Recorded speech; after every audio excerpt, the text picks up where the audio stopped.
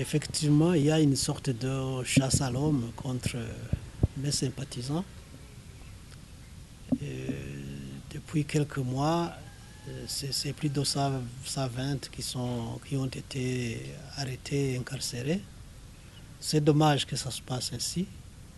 Et là, je pourrais dire que franchement, depuis que l'on a accédé à l'indépendance, on n'a pas vraiment avancé en termes de gouvernance et de démocratie.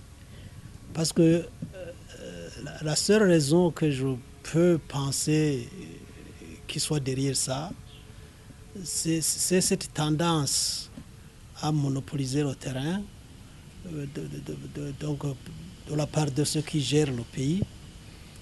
Et malheureusement, c'est une attitude qui a toujours conduit plutôt même au désastre. On aura vu comment, à l'époque, après l'abolition du multipartisme par l'UPRONA, au profit de l'UPRONA, on aura vu combien la gestion du pays a toujours été chaotique et on sait combien de victimes ça a causé dans ce pays.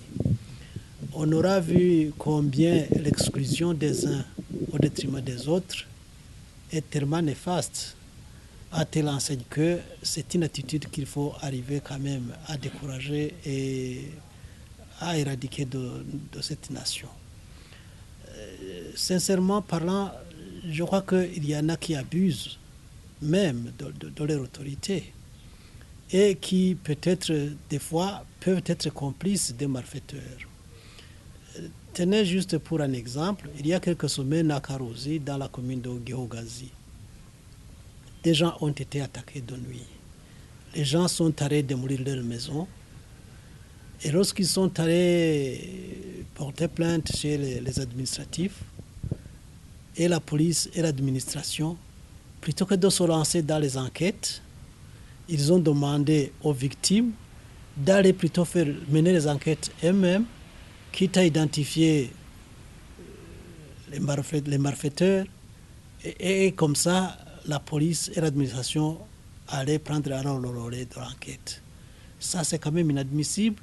C'est un signe qui ne trompe pas que ces autorités-là, quelque part, sont complices de ces exactions que les uns commettent à l'endroit de leurs concitoyens. Et malheureusement, c'est une attitude qui semble conforter ceux qui gèrent le pouvoir, mais qui, au finish, est porteur de malheur pour un peuple. Tout récemment, j'apprenais qu'il y a quelqu'un qui est incarcéré à Kiremba, juste parce que dans son téléphone, il y avait une chanson, une hymne peut-être de l'FNL, des Forces nationales de libération. Mais est-ce que ça c'est quel crime? Ça c'est quel délit pour que quelqu'un soit emprisonné?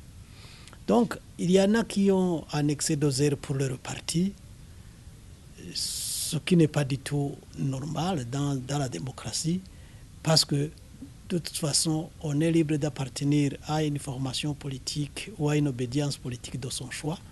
Nul n'est censé obliger les autres à le suivre de force. Cependant, et c'est dommage, ça se passe presque ainsi un peu partout.